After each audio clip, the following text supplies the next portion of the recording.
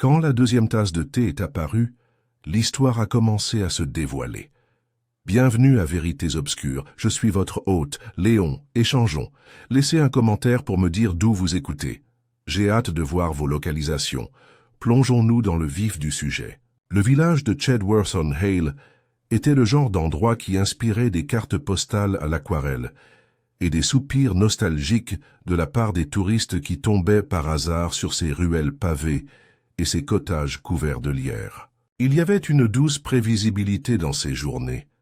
La sonnerie de la cloche de la chapelle à 8 heures, le bruissement des ragots échangés chez le marchand de légumes et le soupir des bouilloires qui sifflaient à l'heure. Mais ce mardi-là, alors que le soleil du milieu de l'été illuminait les haies bien entretenues d'Alderberry House, une note beaucoup moins douce retentirait. L'occasion était le déjeuner annuel de la Garden Society, organisé dans les vastes jardins de Sir Geoffrey et Lady Clara Forsyth. Les roses fleurissaient avec une fierté excessive le long des treillis, et les invités, pour la plupart gantés de dentelle et vêtus de perles, se promenaient avec des verres de sirop de fleurs de sureau, louant les hortensias et spéculant sur la météo comme s'il s'agissait d'un monarque étranger.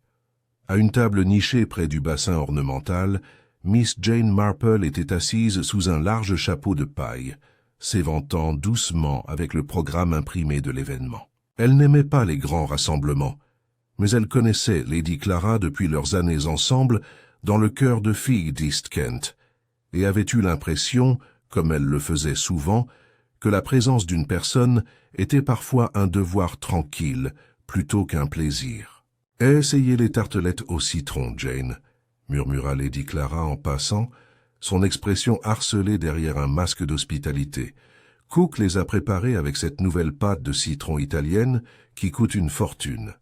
Miss Marple hocha poliment la tête et plaça l'une des délicates pâtisseries dans son assiette, même si son regard errait d'abord vers la fille des Forsyth, Céleste, qui se tenait près de l'ombre du hêtre, l'air pâle et inhabituellement tendu, puis vers le monsieur qui lui parlait avec une intensité plutôt pointue. Il n'était pas familier à Miss Marple. Elle était brune, bien soignée et vêtue d'un costume d'été gris moderne, une teinte trop vive pour ce décor. Le colonel Lytton dit qu'il vient de Londres, proposa Madame Ridgway, l'épouse du pasteur, qui s'était matérialisée aux côtés de Miss Marple comme un papillon de nuit attiré par les ragots chaleureux. Un évaluateur d'art ou quelque chose comme ça, Céleste l'a amené la semaine dernière. Cela me semble plutôt impatient. Très direct, répéta Miss Hartnell, sans prendre la peine de baisser la voix. Surtout pour une fille comme Céleste. Livresque, à la voix douce et à peine sortie du deuil de son amie. Comment s'appelle-t-elle? Lily? Liliane Graham, corrigea doucement Miss Marple. Elle est décédée de manière assez inattendue en décembre dernier. Pneumonie, je crois. Miss Hartnell haussa les épaules et prit un sandwich au concombre. Ce n'est quand même pas convenable, n'est-ce pas? Se promener avec un étranger. Miss Marple n'a pas répondu. Elle avait appris depuis longtemps que le scandale n'avait pas de date d'expiration dans des villages comme celui-ci. Mais ses yeux s'attardèrent sur le jeune homme. « Monsieur Harvey », avait dit quelqu'un. Il y avait quelque chose dans la façon dont il regardait autour de lui, évaluant le groupe comme on étudierait un échiquier. « Pensez-vous qu'ils sont fiancés ?» demanda Madame Ridgway en baissant dramatiquement la voix. « Oh mon Dieu, non !» répondit Miss Hartnell avant que Miss Marple ne puisse répondre. « Sir Geoffrey ne le permettrait jamais. Pas à moins que l'homme n'ait un titre ou une banque, et il n'en a aucun. » La voix de Lady Clara s'éleva d'un cran, alarmée. « Encore du thé, monsieur Harvey ?» Elle a appelé depuis la table des boissons. Il se tourna, surpris un instant, puis sourit et se dirigea vers elle. Céleste, laissée seule sous l'arbre, croisa les bras et regarda l'étang d'un air absent. Miss Marple observa l'interaction en silence, sirotant son faible Darjeeling et notant la tension à peine masquée sous les plaisanteries. Elle avait toujours trouvé que les événements sociaux, malgré toutes leurs formalités, révélaient souvent la véritable situation, comme des feuilles de thé tourbillonnant au fond d'une tasse en porcelaine. Ce n'est qu'une demi-heure. Plus tard que les rires et la musique se sont brusquement arrêtés. Il y avait eu un bruit, doux, brusque, le fracas indubitable de la céramique sur la dalle. Les invités se sont tournés vers la tente de rafraîchissement, où une serveuse se tenait debout, une main posée sur sa bouche et l'autre faisant un geste vers le sol. Il semblait que 2 tasses de thé étaient tombées, l'une complètement brisée, l'autre ébréchée. Et à côté d'eux, effondré sur la terrasse en pierre, gisait M. Harvey. Sir Geoffrey se précipita, suivi du colonel Lytton et de 2 jardiniers. « Ne le bouge pas !» aboya le colonel en s'agenouillant pour évaluer la situation. Il respire, mais à peine. La main de Lady Clara se posa sur sa poitrine. Céleste était devenue pâle comme le linge de table. Le docteur Fletcher est arrivé en moins de 5 minutes, après avoir été tiré du poste de limonade par une femme de chambre essoufflée. « Empoisonnement », marmonna-t-il en ouvrant sa valise. « Ou une crise, mais je parierais que c'est le premier. » Lady Clara haleta. « Mais nous avons tous pris le thé. »« Oui, » dit Miss Hartnell en tremblant. « Du même pot. » Miss Marple se tenait tranquillement, une main posée sur le bras de son fauteuil. Elle ne regarda pas la victime, mais la table, les tasses de thé, puis revint vers l'étang où Céleste se tenait quelques instants plus tôt. Les murmures se sont transformés en confusion et en peur. Un invité est tombé malade, peut-être empoisonné. C'était quelque chose de romane, pas de la vraie vie. Certainement pas lors d'une garden party à Chedworth-on-Hale. Quelqu'un doit appeler la police, dit Lady Clara, hébétée. Sir Geoffrey, s'il vous plaît, quelqu'un doit le faire. Alors que Sir Geoffrey allait appeler le connétable, Miss Marple se tourna vers Lady Clara et lui parla doucement. « Je me demande, dit-elle, si je pourrais regarder les tasses de thé.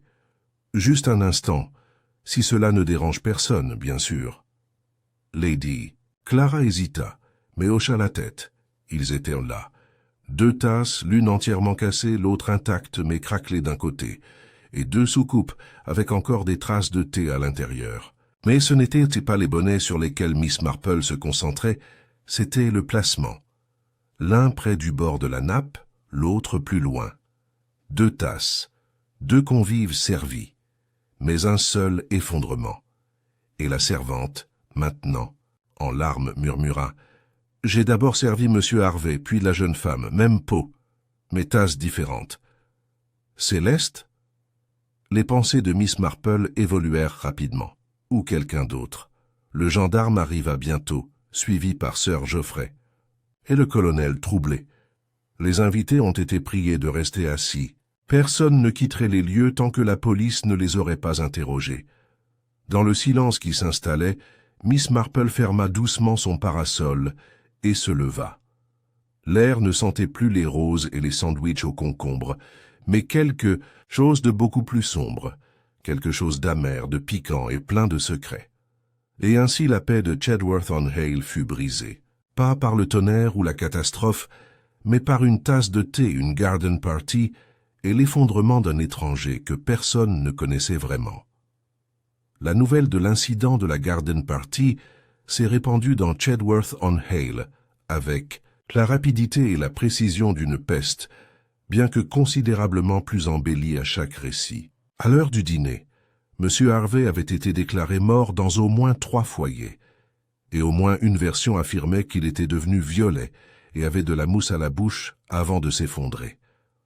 Un autre a insisté sur le fait qu'il s'était disputé avec Céleste Forsyth quelques instants auparavant, et un autre encore a déclaré que Lady Clara elle-même s'était évanouie dans les bégonias.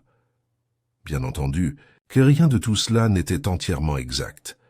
En vérité, M. Harvey avait été emmené sur une civière, vivant mais inconscient, à l'hôpital du comté de Danbury, sous escorte policière. Le docteur Fletcher avait refusé de spéculer davantage, sans confirmation du laboratoire, mais avait marmonné des alcaloïdes et un arrière-goût particulier dans sa barbe. Pendant ce temps, le constable, le jeune Edward Collier, à peine sorti de sa période d'essai, avait bouclé la terrasse avec une grande suffisance et une longueur absurde de banderole. Son interrogatoire des invités avait été extrêmement lent, ce qui a conduit Lady Clara à déclarer qu'il faudrait convoquer quelqu'un avec un uniforme approprié et une mâchoire plus ferme.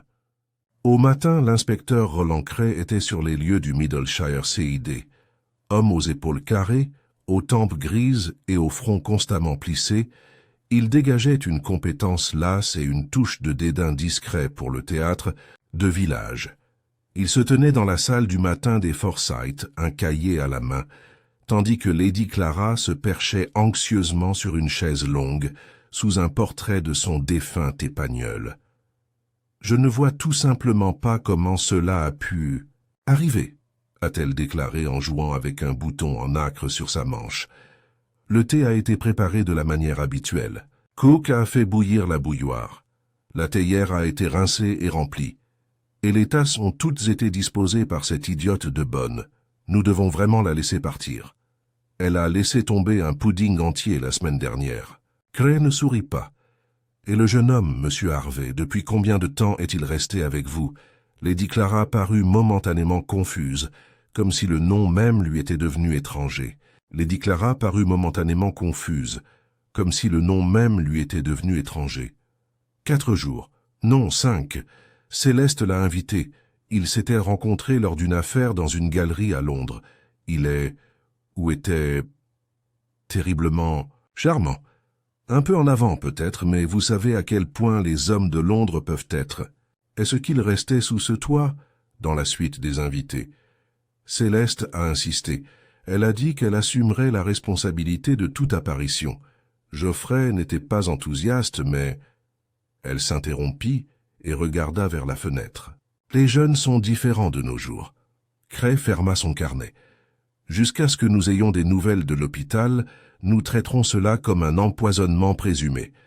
J'aurai besoin d'accéder à votre cuisine, à votre personnel, de service et au contenu de votre garde-manger. Lady Clara pâlit. Pendant ce temps, le village avait pris la nouvelle à la manière typique de Chedworth, en discutant longuement et scandaleusement. Au salon de thé de High Street, Madame Ridgway a raconté toute l'affaire, bien qu'avec une certaine licence théâtrale, à tous ceux qui commandaient un scone. Je me tenais juste à côté de Miss Marple lorsque cela s'est produit, a-t-elle déclaré à la femme du boucher, en baissant dramatiquement la voix. Il a pris la couleur d'un aigle fin. Pas un aigle fin frais, un aigle fin qui a été laissé de côté trop longtemps. Madame Pym, qui dirigeait la modiste, a ajouté « Ce sont toujours les plus calmes. Cette fille Céleste, elle a quelque chose derrière les yeux, n'est-ce pas? La tragédie fait ça, je suppose. » Et l'homme de Londres, a ajouté M. Palfrey qui vendait de la papeterie et des cartes postales. Vous me demandez, il était probablement impliqué dans quelque chose de trouble. Nous ne connaissons pas ses antécédents. Cela aurait pu être un maître chanteur ou un voleur de bijoux. Miss Marple, qui avait décliné les invitations à prendre un petit déjeuner dans 3 maisons différentes ce matin-là, était assise sereinement dans son salon de Church Lane, raccommodant une paire de gants usés et écoutant sa femme de chambre Victoria râler. « Ils disent que c'était les tasses de thé », proposa Victoria. « Un empoisonné, un nom. Pourquoi un seul, c'est ce que je me demande. On pourrait penser que si quelqu'un voulait provoquer une scène, il nous empoisonnerait tous. » Provoquer. Une scène est rarement le but des empoisonneurs, dit doucement Miss Marple en nouant un dernier point. Dans la plupart des cas, c'est plutôt le contraire. Une sortie tranquille, une mort qui semble naturelle, une insuffisance cardiaque soudaine, une réaction allergique rare, c'est tellement plus facile qu'un couteau. Victoria frissonna. « Vous avez une façon de parler de ces choses, mademoiselle. » Miss Marple n'a pas répondu. Ses pensées étaient ailleurs. L'angle de la tasse tombé, l'ordre dans lequel le thé avait été servi, et le tremblement des mains de Céleste Forsyth, alors qu'elle regardait son invité s'effondrer au sol. Plus tard dans l'après-midi, Céleste elle-même arpentait les allées du jardin derrière Alderbury House, son chemisier pâle flottant dans la légère brise. Elle avait l'air encore plus dessinée que d'habitude. Ses yeux étaient enfoncés et ses épaules voûtées par la tension. Miss Marple s'approcha d'elle, près du treillis de roses, où un essaim d'abeilles s'affairait à ignorer complètement le drame humain. « Vous devez être très fatigué, » dit gentiment Miss Marple. Céleste se retourna avec un petit sursaut. « Miss Marple, je ne vous ai pas entendu. Je passe souvent inaperçu, » a déclaré Miss Marple avec un doux sourire. « C'est vraiment très utile. Les gens disent des choses qu'ils pourraient autrement garder. » Céleste offrit un léger sourire, puis reporta son regard vers le rosier. « Tout a été tellement flou. D'abord Liliane, et maintenant ça. »« Oui, » dit doucement Miss Marple. « Vous avez perdu un ami cher récemment. Cela doit être très difficile. » Céleste hocha la tête, clignant des yeux trop vite. Liliane était gentille. Elle était le genre de personne qui croyait aux gens, même quand elle n'aurait pas dû. Et Monsieur Harvey? Céleste hésita. Il était intelligent, plein d'esprit, confiant. Il vous faisait sentir comme si vous étiez la seule personne dans la pièce. Mais rien, dit trop vite Céleste. C'était un invité, c'est tout. Miss Marple ne dit rien pendant un moment. Puis, comme si c'était une réflexion après coup, elle demanda « Et prenait-il souvent du sucre dans son thé ?» Céleste parut véritablement surprise. « Non, il ne l'a pas fait. Il a toujours dit que cela gâchait la saveur. »« Je vois, » dit Miss Marple. Elle remercia la jeune fille et retourna vers la maison. À l'intérieur, l'inspecteur Cray interrogeait le personnel de cuisine, tandis que l'équipe médico-légale rangeait les restes du service à thé. Miss Marple sema. Tenait à l'écart son expression illisible. Cray finit par s'approcher d'elle, les bras croisés. « Vous semblez avoir une réputation, Miss Marple, » dit-il sans méchanceté. « Les gens disent que vous remarquez des choses qui manquent aux autres. » Miss Marple eut un petit rire. « Oh, mon Dieu! J'espère qu'ils n'en disent pas trop. Ça gâche tout, tu sais, être remarqué. » Cray eut un léger sourire. « Eh bien, pour ce que ça vaut, l'hôpital a sonné. Monsieur Harvey a repris conscience, mais seulement brièvement. Il était incapable de parler. Ils n'ont aucun espoir. »« Je suis désolé de l'entendre, » a déclaré Miss Marple, même si elle n'avait l'air ni surprise ni secouée. « Et le thé ?»« Mêlé de quelque chose appelé datura, » a déclaré Cray.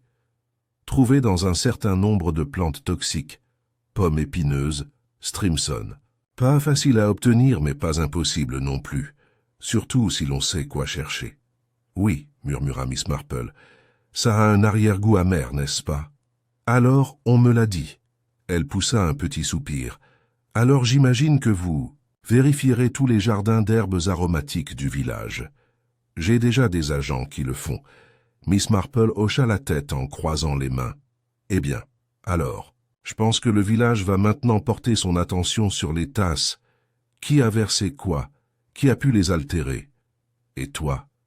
Miss Marple jeta un coup d'œil par la fenêtre, où Céleste était maintenant assise très immobile sur un banc, sa silhouette gravée de chagrin. « Je vais réfléchir à la raison pour laquelle quelqu'un choisirait une méthode aussi traçable, à moins, bien sûr, qu'il ne pense que personne ne le soupçonnera jamais. » Elle se tourna vers Cray.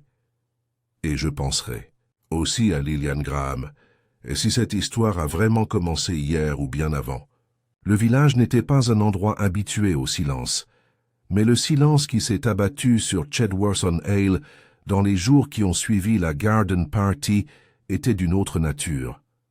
Ce n'était pas la paix, mais la tension, tendue et bourdonnante, sous les bruits ordinaires de la vie. Le laitier sifflait toujours pendant ses tournées, les cloches des églises sonnaient toujours aux matines, mais il y avait une pause dans les conversations, une méfiance dans les regards, et le sentiment persistant que quelque chose de venimeux avait pris racine dans les haies. M. Harvey avait survécu à la nuit, mais restait dans un état de semi-conscience confuse, ses mots confus et éphémères lorsqu'il parvenait à parler. Le docteur Fletcher avait prévenu que les effets de la toxine, datura très probablement, répéta-t-il sombrement, pourraient laisser des dommages neurologiques persistants même s'il se rétablissait physiquement. des aveux complets, si jamais ils étaient attendus, pourraient ne jamais venir de la victime elle-même. En l'absence de déclaration claire, l'inspecteur Cray avait résolument jeté son dévolu sur Alderbury House et ses habitants. Une équipe d'officiers a fouillé la suite des invités, la cuisine et le jardin avec la diligence des fourmis. Ils ont catalogué chaque pot, flacon et pot d'herbe séchée, chaque morceau de correspondance rédigé avec l'écriture soignée de Céleste, et même le contenu de la serre, où Lady Clara cultivait une sélection ambitieuse mais négligée de plantes décoratives. Mais Miss Marple, malgré tout son respect pour les procédures officielles, avait toujours préféré sa propre méthode d'enquête, une méthode qui ne commençait pas par des indices mais par des personnes. Il était un peu plus de 10 heures du matin lorsqu'elle s'est rendue au presbytère sous prétexte de rendre un livre de cantiques emprunté, bien que l'épouse du révérend Ridgway ait immédiatement compris son objectif. « Ma chère Jane, vous devez vous asseoir, » dit Madame Ridgway en la conduisant à la salle de petit déjeuner. « Nous n'avons parlé de rien d'autre, simplement de rien d'autre. J'ai toujours dit qu'il y avait quelque chose chez cet homme si doux, si satisfait de lui-même. Et la jeune Céleste, ma pauvre chérie, une âme si douce. Est-ce qu'elle vous paraissait heureuse avant ça ?» demanda Miss Marple en s'installant sur une chaise, les mains poliment croisées sur ses genoux.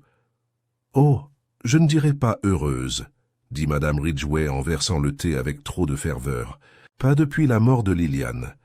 Ils étaient proches, vous savez, le genre d'amitié qui va un peu au-delà de la loyauté habituelle d'une écolière. Ce n'était pas inapproprié, bien sûr, ne vous méprenez pas, mais c'était intense. Le chagrin peut prendre des formes étranges, dit doucement Miss Marple. Vous connaissez bien Liliane? Assez bien, répondit Madame Ridgway en lui tendant la tasse. Elle travaillait au domaine de Danbury, des archives ou quelque chose de poussiéreux comme ça, seulement en visite pendant les vacances. Mais elle était dévouée à Céleste. Quand elle est décédée, il y a eu une certaine confusion au sujet du testament, je pense. Ses parents étaient à partie et pas de frères et sœurs. J'ai entendu dire qu'elle avait laissé quelque chose à Céleste, mais rien de grand. Quelques livres, peut-être, des choses sentimentales. Miss Marple hocha la tête, pensive. « Et Monsieur Harvey ?» Madame Ridgway se pencha en avant, comme si elle était physiquement incapable de contenir sa curiosité. Un étranger, à mon avis, trop poli, trop familier, trop vite. Et comment il parlait d'art, comme si toutes les toiles d'Europe étaient passées entre ses mains. Un instant, il vantait un petit impressionniste français. L'instant d'après, il racontait des histoires d'antiquités volées. Tout cela était très théâtral. Ce genre d'homme dérive souvent d'un endroit à l'autre, a déclaré Miss Marple. Charmante à l'excès, mais ces hommes arrivent généralement avec des motivations, bien que rarement évidentes. Madame Ridgway jeta un coup d'œil vers le couloir. « Tu sais, je me demande, et si ce n'était pas du tout fait pour lui ?» Miss Marple pencha la tête. « Le poison, je veux dire, » murmura Madame Ridgway. « C'était peut-être la tasse de Céleste. Peut-être qu'il a pris la mauvaise. On a dit qu'il ne prenait pas de sucre, mais s'il était distrait ou négligent, une possibilité qui mérite d'être envisagée, a déclaré Miss Marple. Mais le motif doit suivre la méthode, et non l'inverse. Elle prit congé peu de temps après, son esprit rassemblant déjà les fils. Plus tard dans la journée, elle rendit visite au pharmacien du village, M. Tolliver, qui se tenait derrière son comptoir poli comme une sentinelle. Ses lunettes étaient perchées sur le bout de son nez et son attitude était impeccablement discrète. « Miss Marple, dit-il, un plaisir comme toujours. Je me demande, dit-elle doucement, si vous pourriez répondre à une petite question pour moi tout à fait officieuse, bien sûr. Bien sûr. Avez-vous récemment vendu des substances susceptibles de contenir du datura ou des alcaloïdes apparentés, à des fins légitimes, je veux dire, des teintures médicinales, des traitements de jardin, ce genre de choses. » Le front de M. Tolliver se plissa. « Nous stockons de l'atropine sous forme diluée. C'est lié au datura, médicalement parlant. Mais c'est strictement contrôlé. Je n'en ai pas distribué depuis plus de 2 mois. Certainement pas à aucun des Forsyth. Aucun achat de graines de Jimson Weed ou similaire. Bon Dieu, non. Je ne garderai pas de telles choses, même séchées. Trop dangereux entre de mauvaises mains. Si quelqu'un souhaitait cultiver une telle plante, il devrait le faire en privé. Peut-être à partir d'une source sauvage. Merci, dit Miss Marple. Vous avez été très utile. Puis elle se dirigea tranquillement et sans tambour ni trompette vers le cimetière situé à la périphérie du village. La tombe de Lillian Graham était marquée par une modeste pierre, amie et fille bien-aimée. 4 décembre 1903, 22 décembre 1954. Quelqu'un, Céleste sans doute, avait déposé une branche de romarin à la base. Miss Marple resta longtemps debout, regardant le nom et pensant non seulement à ce qui s'était terminé, mais aussi à ce qui aurait pu commencer avec la mort de Lillian. Si Céleste avait hérité de quelque chose, pas d'argent, mais peut-être d'informations, d'une lettre, d'un journal, d'un secret autrefois confié à un ami fidèle, alors c'est cela et non le sentiment qui pourrait être au cœur du poison dans la tasse de thé. Le lendemain, une nouvelle vague se produisit dans le village. La maîtresse de poste, Madame Jenkins, mentionna tranquillement qu'un télégramme était arrivé de Londres, adressé à Céleste. Miss Marple n'en a pas entendu parler directement par Madame Jenkins, mais par Victoria, qui l'a appris du garçon épicier qui se tenait à proximité lorsque le message est arrivé. Cela venait d'une Miss Florence Bell, raconta Victoria à bout de souffle d'une galerie de Chelsea. Elle a dit que c'était urgent. Céleste avait l'air d'avoir vu un fantôme quand elle l'a lu. Miss Marple n'a rien demandé de plus. Mais ce soir-là, elle a écrit une lettre discrète de demande d'information à une ancienne connaissance de la Royal Academy, une personne qui connaissait bien les cercles artistiques de Londres et pouvait confirmer si M. Harvey avait jamais évalué quelque chose de plus précieux qu'un faux accent. Au crépuscule, l'inspecteur Cray rendit visite à Miss Marple à son cottage. « J'ai entendu dire que vous posiez des questions, » dit-il, ni accusateur, ni amusé. On entend. « Des choses, inspecteur, » dit doucement Miss Marple en lui offrant une chaise, « et parfois on les connecte. Voulez-vous partager ce que vous avez connecté ?» Elle hésita un instant, puis dit, « Savez-vous ce qui me semble curieux? Tout le monde parle du charme de M. Harvey, de sa conversation sans effort, mais personne ne semble rien savoir de lui, où il s'est formé, ce qu'il a vraiment fait, qui pourrait se porter garant de lui. Cela pour moi suggère un homme avec un passé qu'il préfère garder sans examen. » Cray hocha la tête. « Nous travaillons à retracer ses antécédents. Jusqu'à présent, pas d'adresse fixe, pas d'employeur enregistré. Il opérait peut-être sous un faux nom. Alors puis-je vous suggérer de vous pencher sur la période juste avant la mort de Lillian Graham, son travail aux archives de la succession, sa maladie soudaine et tous les documents qui lui ont peut-être été confiés. Si M. Harvey est venu à Chedworth non pas par hasard, mais pour récupérer quelque chose qu'elle a laissé derrière lui, alors il est possible que le motif ne soit pas une affection personnelle, mais une affaire inachevée. » Cray la regarda attentivement.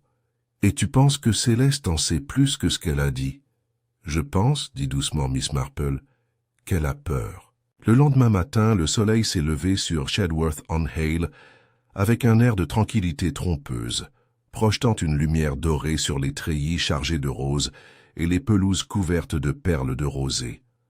Mais le charme du village ne masquait pas le nœud de malaise qui se resserrait de plus en plus sous sa surface. Le poison qui avait frappé M. Harvey, toujours dans un état critique à l'hôpital du comté de Danbury, avait taché plus qu'une tasse de thé. Cela avait entaché des réputations, jeté la suspicion comme une ombre sur le seuil des portes et surtout ébranlé le fragile équilibre social d'un pays qui se targuait d'ordre et de civilité. En milieu de matinée, l'inspecteur Cray a convoqué une réunion informelle mais ciblée à Alderbury House. Lady Clara était visiblement nerveuse, agitant ses doigts sur ses perles comme pour vérifier s'il manquait un fermoir. Céleste restait silencieuse à côté d'elle, son visage pâle, indéchiffrable. Sir Geoffrey, avec une autorité sinistre, se tenait près de la cheminée, les mâchoires serrées comme s'il était de retour au défilé. Avant de poursuivre mon enquête, commença Cray, d'un ton sec mais pas méchant. Je veux que quelque chose soit très claire. Il ne s'agit plus d'un simple incident, c'est d'une enquête sur une tentative de meurtre. Nous poursuivons maintenant un criminel qui, si les circonstances avaient été légèrement différentes, aurait réussi à tuer un homme. Toute information, aussi insignifiante soit-elle, doit être partagée. Je devrais penser que nous avons coopéré, dit Sir Geoffrey, la voix rauque. Vous avez eu accès à tous les tiroirs et armoires. Ce ne sont pas les tiroirs qui m'intéressent, Sir Geoffrey, a déclaré Cray. C'est un motif. Lady Clara pâlit visiblement. Motif? Mais vous ne suggérez sûrement pas que l'un de nous... Cray leva la main. Nous ne pointons pas du doigt, mais nous posons des questions. Et la première d'entre elles est la suivante. Que savons-nous de Monsieur Harvey? Vraiment? La pièce était silencieuse. Miss Forsyth, continua Cray, vous l'avez invité ici. Répétez-nous. Comment vous êtes-vous rencontrés? La voix de Céleste était basse, presque un murmure, lors de l'inauguration d'une galerie à Londres. Le Whittaker sur Belgrave Road. Il s'est approché de moi alors que je regardais une série d'études au crayon. Il a dit qu'il avait travaillé avec l'artiste. Nous avons parlé. Il était convaincant, bien informé. Il a dit qu'il m'avait déjà vu lors d'une conférence. Et vous l'avez invité ici après ça? Les doigts de Céleste se tordirent sur ses genoux. Nous avons correspondu. Il a demandé s'il pouvait nous rendre visite. Je n'ai pas vu de mal. Connaissiez-vous son nom complet? Il l'a donné sous le nom de Julian Harvey. Pas de deuxième prénom? Jamieson, je pense. Ou Jamieson. Il n'était pas cohérent. Cray prit note. Et y a-t-il déjà eu une suggestion d'attachement romantique? Céleste cligna des yeux. Non, il était charmant, certes, mais je n'encourageais rien. Miss Marple, assise tranquillement près de la fenêtre à l'invitation de Lady Clara, la présence de Jane a un effet apaisant, avait-elle insisté, leva les yeux vers cela.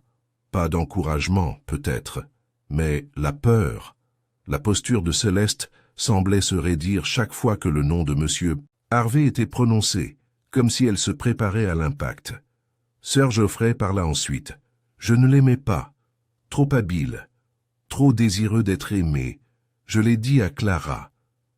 Et pourtant, vous lui avez permis de rester sous votre toit. Pour l'amour de Céleste, j'ai fait confiance à son jugement. Vous a-t-il déjà parlé d'affaires? Vous a-t-il mentionné des objets de valeur, des documents? Non. Lady Clara intervint. Il m'a dit quelque chose d'étrange.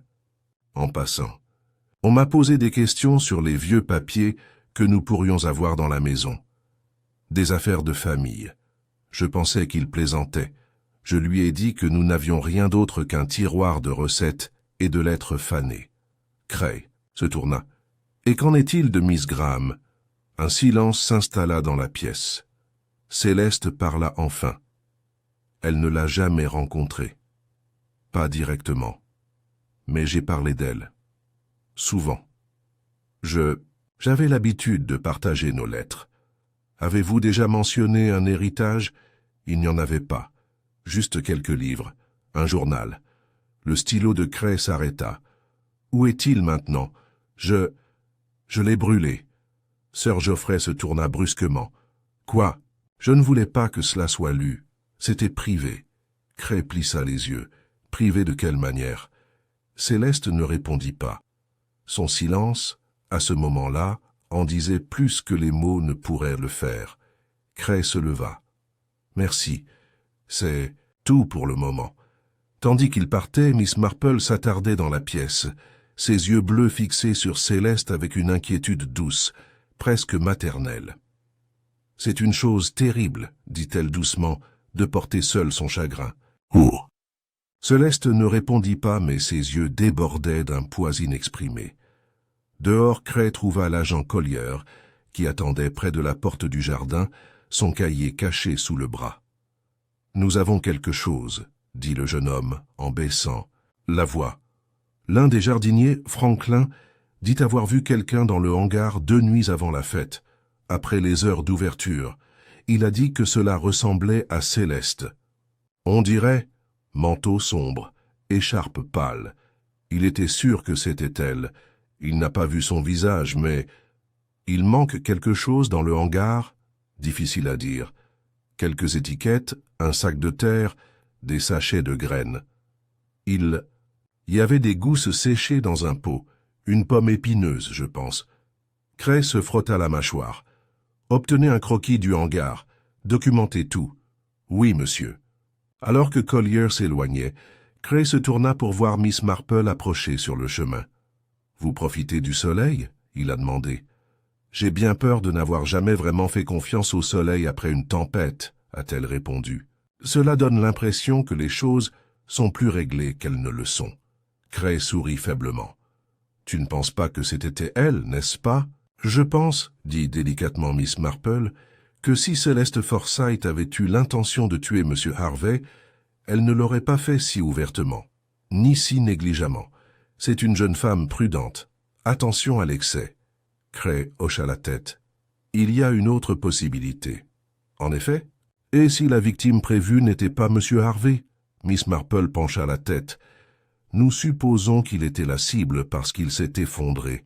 Mais que se passerait-il si quelqu'un voulait empoisonner Céleste et qu'il prenait sa tasse? Par erreur? Une théorie qui mérite d'être étudiée, a déclaré Miss Marple, et qui jette le reste de vos suspects sous un jour assez différent. Cray lui lança un regard respectueux. « Par qui commenceriez-vous » Miss Marple regardait le jardin où se trouvaient encore les chaises de la fête, légèrement en désordre, comme une partie d'échecs interrompue. « Je crois, dit-elle, il est temps que je rende visite à la femme de ménage. » Madame Redfern travaillait à Alderbury House depuis plus de 20 ans. Petite, vive et impeccablement observatrice, elle dirigeait la maison avec une efficacité discrète qui frôlait le militarisme. Elle accueillit Miss Marple d'un signe de tête serré et la conduisit au salon des domestiques. « Je ne suis pas surprise que vous soyez venue, » dit-elle sans préambule. « Vous avez un moyen de détecter la pourriture sous les roses. » Miss Marple sourit modestement. « Juste un intérêt naturel pour la nature humaine. » Madame Redfern croisa les bras. « Et qu'aimeriez-vous savoir ?»« À propos des tasses, » a déclaré Miss Marple. « Et qui les a manipulées ?»« Tout s'est déroulé comme d'habitude, » répondit sèchement Madame Redfern. « Cook a préparé le thé, Letty. La femme de chambre a mis la table. J'ai supervisé. Personne n'a touché les tasses une fois qu'elles ont été dressées. Pas de changement de dernière minute? Des remplacements? » Madame Redfern hésita. Une tasse a été échangée. Les yeux de Miss Marple se levèrent. Un petit éclat, expliqua la gouvernante. Letty l'a remarqué juste avant de servir. Je lui ai dit de le remplacer. Elle en a récupéré un autre dans le placard. Vous souvenez-vous quel invité a reçu le remplacement? Non, dit-elle, en fronçant les sourcils. Letty pourrait le faire. Miss Marple hocha la tête. Merci. Et une dernière question. Monsieur Harvey a-t-il déjà été seul dans la salle du matin? Madame Redfern fit une pause. Une seule fois. La veille de la fête. Je l'ai trouvé là, en train de fouiller dans un buffet. Il m'a dit qu'il cherchait de la lecture. Je ne l'ai pas cru. Et tu l'as dit à quelqu'un? Je l'ai dit à Lady Clara. Elle m'a dit de laisser passer ça. Miss Marple se leva. Merci. C'est très utile. Tandis qu'elle reprenait le couloir, ses pensées tourbillonnaient. Une tasse remplacée au dernier moment. Un invité surpris en train de chercher quelque chose. Une jeune femme avec un journal brûlé et trop de secrets. Des suspects commençaient à se former, non seulement au sein de la famille Forsythe, mais aussi dans les marges tranquilles où l'opportunité rencontrait le mobile. Et quelque part dans ce jardin, par cette chaude après-midi d'été, quelqu'un savait exactement quelle tasse de thé utiliser, à moins que le destin n'ait choisi un chemin différent de celui prévu. La brume arrivait avec le matin, rampant à travers les haies, et s'enroulant autour des cheminées comme un chat s'installant dans des repères familiers. Chedworth-on-Hale semblait presque suspendu dans le temps. Le monde était assourdi et assourdi, comme si la nature elle-même retenait son souffle. À 8 heures, seule la charrette à lait avait osé s'aventurer dans l'allée, ses roues fendant tranquillement le brouillard. Miss Marple se tenait à la fenêtre de son salon, un châle tiré sur les épaules malgré le léger froid. Ses pensées, comme toujours, étaient tranquillement occupées, non pas par le temps ou la perspective du petit déjeuner, mais par une série d'incohérences. Des petites choses, une tasse remplacée, un jeune homme fouillant dans un placard, l'œil vif d'une femme de ménage, et un journal réduit en cendres, qui aurait pu contenir bien plus que des sentiments. Le courrier arriva à 8h30, porté par le toujours ponctuel M. Goodwin, qui hocha vivement la tête en passant devant son portail. Parmi les enveloppes habituelles se trouvait une seule lettre de couleur crème, portant le cachet de la Royal Academy de Londres. Elle l'ouvrit avec précaution. « Ma chère Miss Marple, en réponse à votre demande concernant un certain Julian Jameson. Harvey, j'ai le regret de vous informer qu'aucune personne portant ce nom ne figure parmi les employés, associés ou sociétés affiliées récents ou historiques dans nos dossiers. De plus, la galerie de Chelsea à laquelle vous avez fait référence, la Whittaker n'est plus opérationnelle, et ce depuis près de 5 ans. Il y avait un certain Julian Hartley, qui a brièvement travaillé dans la restauration d'œuvres d'art, mais il a été licencié en 1952 pour irrégularité dans la documentation. Aucune trace de sa localisation actuelle. Cordialement, Marguerite. Allerton, bibliothécaire administratif, Royal Academy. Miss Marple plia la lettre avec un petit soupir. Julian Harvey était donc une fiction. Un masque, probablement un parmi tant d'autres. Un homme qui avait inventé ces lettres de créance s'était introduit par charme dans une maison privée et avait exprimé un curieux intérêt pour les vieux papiers. Cela dressait le portrait de quelqu'un non seulement charmant, mais calculateur, quelqu'un qui était venu à Chedworth dans un but précis et qui avait failli le payer de sa vie. Mais pourquoi? La réponse, soupçonnait-elle, était toujours enfouie dans les restes enchevêtrés de l'héritage de Lillian Graham. Elle rassembla ses gants et son réticule et sortit dans la brume. À la lisière du village, non loin de la borne où le chemin tournait vers la route de Danbury, se trouvait une maison connue sous le nom de Kestrel's Hollow. Autrefois maison de la famille Graham, elle avait été vendue et louée dans les mois qui ont suivi la mort de Lillian. Mais le nouveau locataire, un employé à la retraite nommé M. Weatherby, avait conservé une grande partie de son contenu. Miss Marple lui rendit visite peu après 10 heures. « Je me souviens de Lillian », dit-il en l'invitant à entrer avec la chaleur exercée du vieux célibataire. Une chose silencieuse, aiguisée comme une punaise. Elle travaillait avec des objets poussiéreux, des documents, des cartes, de vieux sceaux. Elle venait surtout en vacances. Elle passait son temps dans l'arrière-bureau. « Cela vous dérangerait-il terriblement ?» demanda Miss Marple. « Si je jetais un coup d'œil à cette pièce, purement par curiosité. » Il cligna des yeux. « Toujours. Meublé, si c'est ce que tu veux dire. Sa famille a laissé la plus grande partie derrière elle. Je n'ai pas le cœur de jeter des choses. » Le bureau était petit, encombré et sentait légèrement la lavande et l'encre. Un lourd bureau en noyer se trouvait sous la fenêtre, flanqué de 2 bibliothèques débordantes. Les yeux de Miss Marple parcoururent les épines du dos, des dictionnaires latins, des histoires de familles nobles anglaises, quelques volumes de poésie. Mais c'est vers le bureau qu'elle s'est approchée. Le tiroir du haut contenait peu de choses remarquables, des stylos séchés, de la cire à cacheter, du papier buvard. Le tiroir du bas était plus intéressant. Ancienne correspondance, coupure de journaux et un élément caché au fond du dos. Une enveloppe décolorée, marquée en écriture en boucle, pour Céleste. À ouvrir uniquement si nécessaire. Miss Marple le regarda pendant un long moment. Elle ne l'a pas ouvert, elle n'en avait pas besoin. Au lieu de cela, elle est retournée vers M. Witherby et l'a remercié gentiment, laissant la lettre intacte, car elle ne lui appartenait pas. Mais la présence de l'enveloppe confirmait ce qu'elle soupçonnait depuis longtemps. Ce qui avait attiré M. Harvey à Chedworth-on-Hale était lié à cette enveloppe, et quelqu'un, craignant peut-être ce que Céleste pourrait en apprendre, ou à qui elle pourrait se confier, avait tenté d'écarter complètement le danger. L'inspecteur Cray fut moins impressionné. « Une lettre ?» répéta-t-il. « Et tu ne l'as pas lue ?» « Il ne m'était pas adressé, » dit doucement Miss Marple.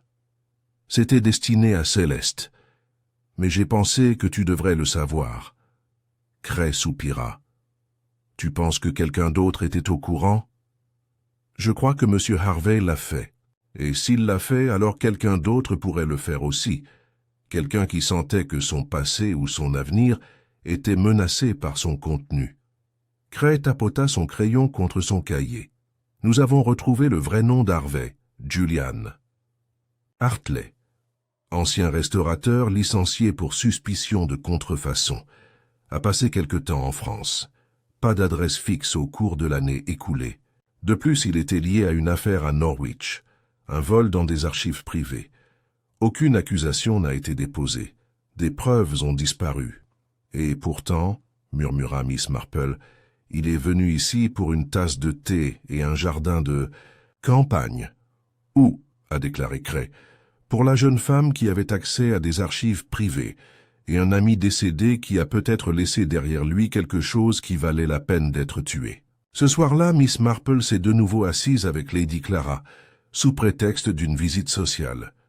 Céleste était montée plus tôt, prétextant un mal de tête. Sir Geoffrey promenait le chien.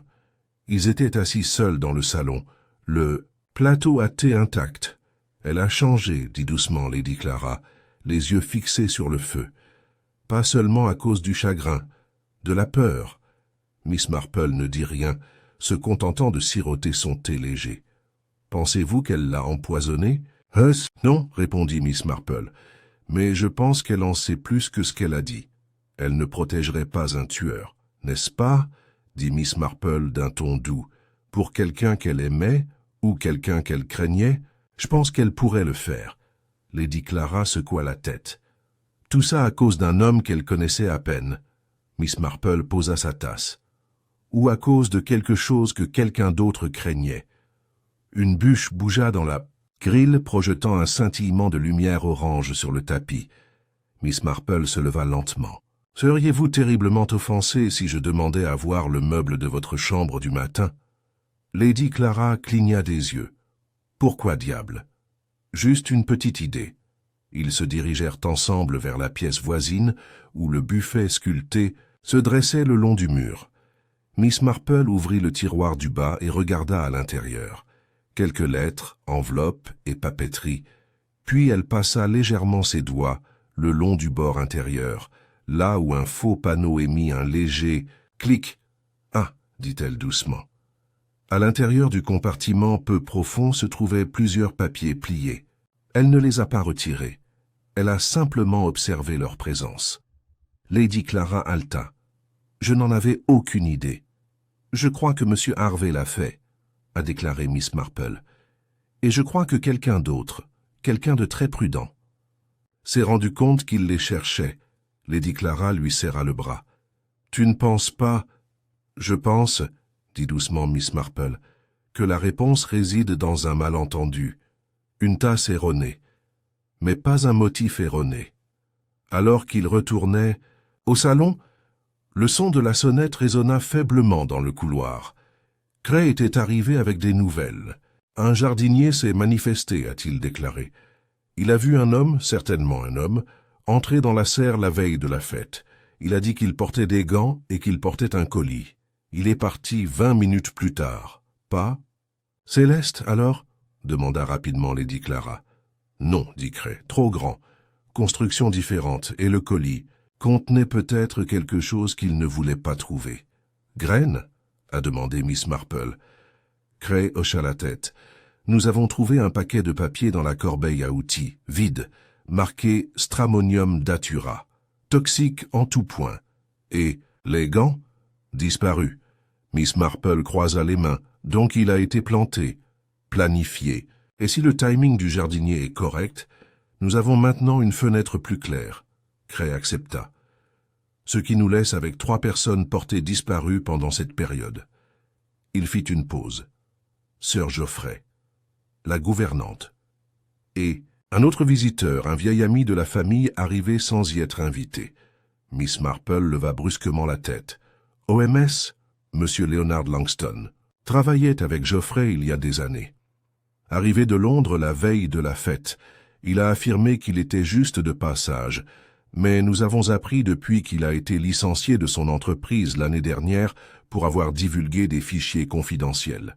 Les yeux de Miss Marple se plissèrent. « Un homme familier avec les papiers », murmura-t-elle, et peut-être très intéressé par ce que Lillian Graham aurait pu savoir. Elle se leva et se tourna vers Cray.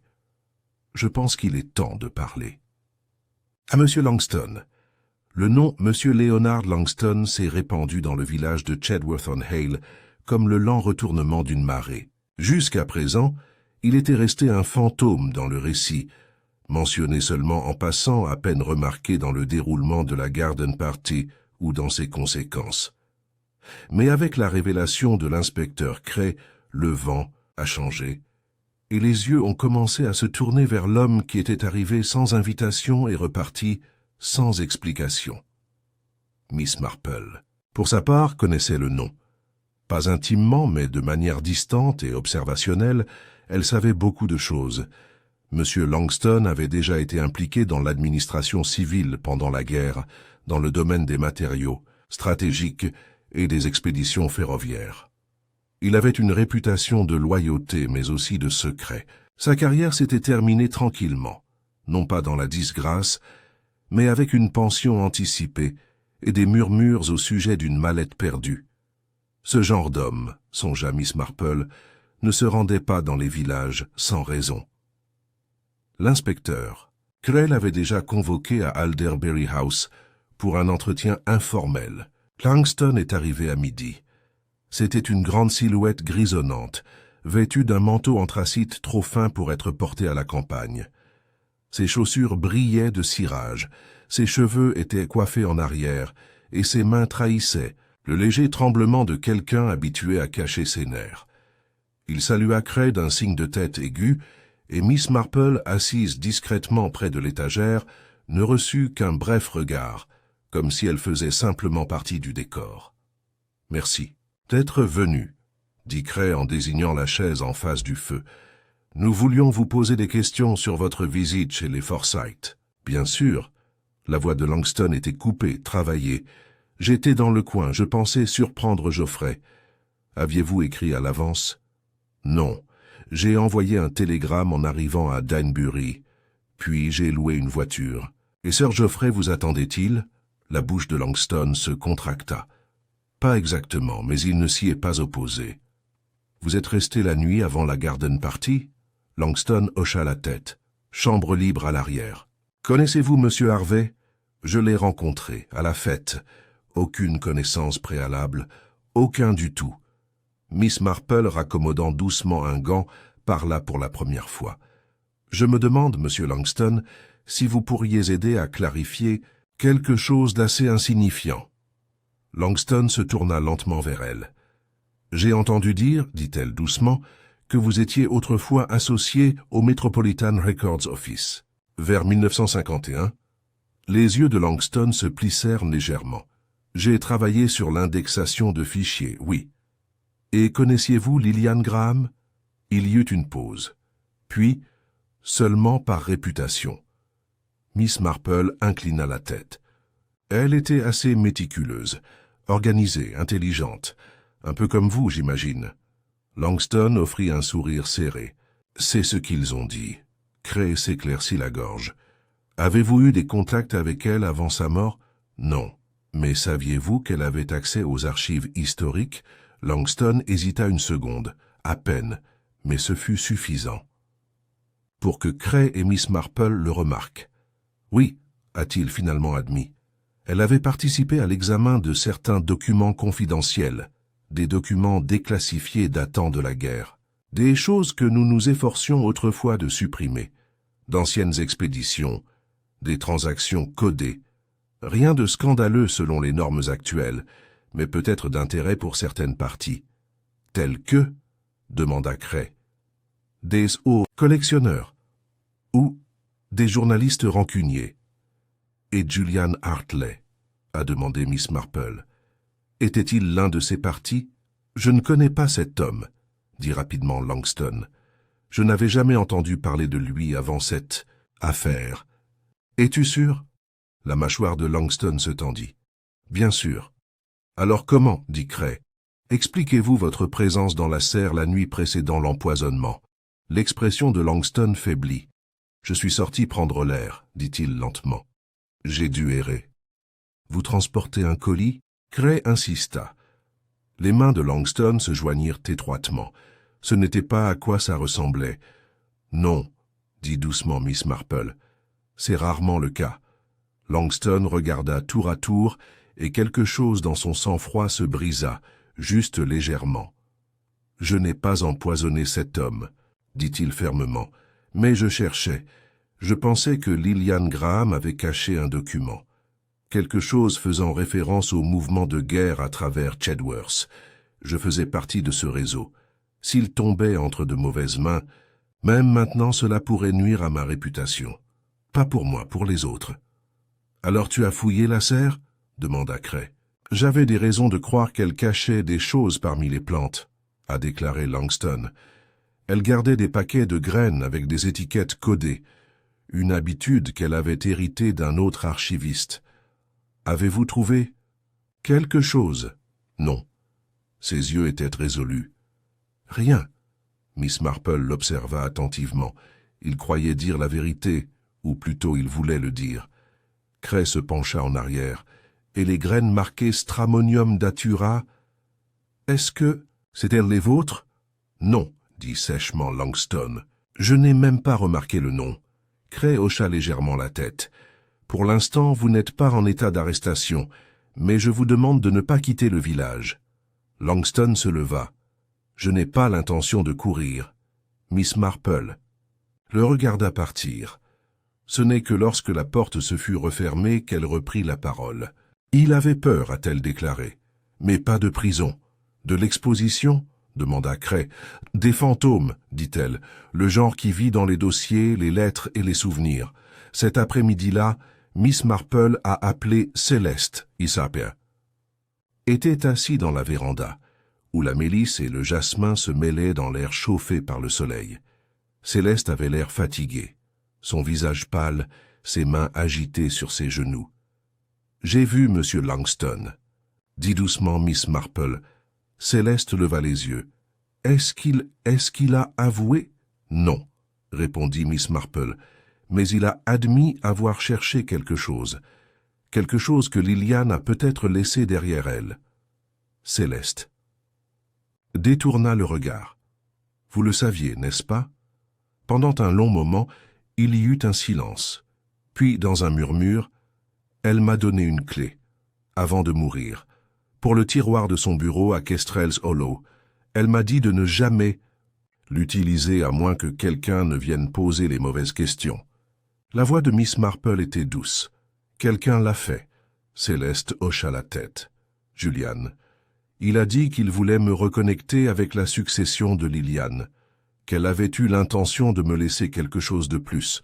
Mais il n'arrêtait pas de poser des questions sur les dossiers, sur la guerre, des choses que je ne comprenais pas. Et tu avais peur. Je ne savais pas quoi croire, a déclaré Céleste. Il était charmant, mais il y avait quelque chose dans ses yeux. Il pensait que j'étais stupide, que je ne voyais pas vraiment ce qu'il cherchait. Et qu'en est-il de Langston? Il a effrayé Lillian. Elle n'a jamais dit pourquoi. Mais elle m'a fait promettre de faire attention s'il revenait un jour. Miss Marple fouilla dans son sac et lui tendit l'enveloppe qu'elle avait vue dans le tiroir de Kestrel's Hollow. « Je ne l'ai pas ouvert, » dit-elle, « mais je pense qu'il est temps que tu le fasses. » Céleste le prit avec des mains tremblantes. Elle ne l'a pas lu à haute voix, mais ses yeux s'écarquillèrent, puis se débordèrent à mesure qu'il parcourait la page. Elle savait, murmura-t-elle. Elle était au courant de l'expédition, celle que Langston avait supervisée, des fournitures médicales qui avaient été détournées. Des soldats sont morts en attendant ces caisses. Elle avait les dossiers. La preuve. Elle craignait que si cela sortait, cela ruinerait des vies. Certaines d'entre elles seraient innocentes. Miss Marple se leva. « Vous êtes en danger, ma chère.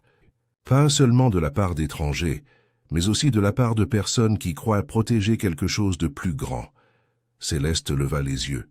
« Savez-vous qui c'était? Qui l'a empoisonné ?» Les yeux de Miss Marple, brillants comme ceux d'un faucon, soutenaient son regard. « Je commence à le faire. Mais nous avons besoin d'un morceau supplémentaire, quelque chose de petit, quelque chose que seul le coupable connaîtrait. » Ce soir-là, Miss Marple était assise près de son feu tricotant lentement, tandis que les ombres s'allongeaient dans son modeste salon.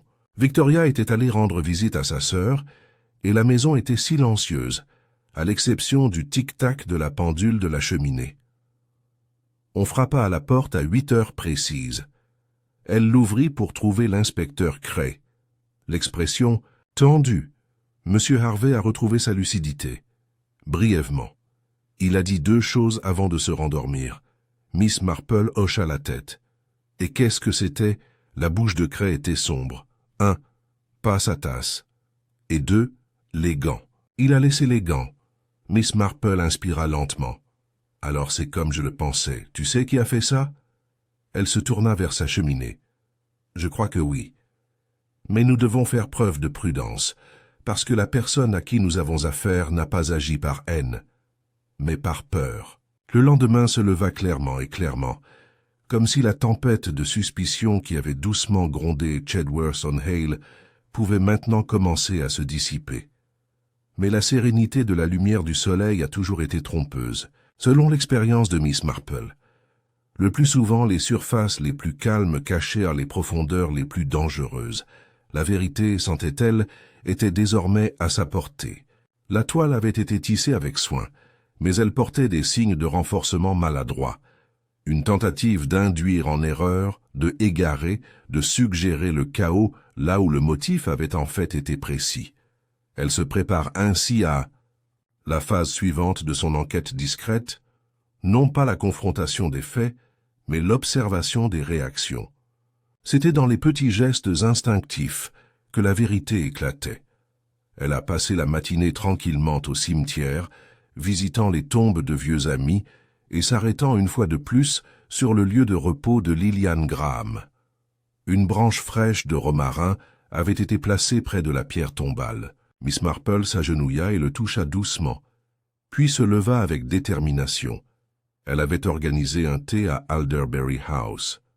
Vers 3 heures, les invités étaient rassemblés dans le salon, scène qui rappelle curieusement la garden party qui avait déclenché toute l'affaire.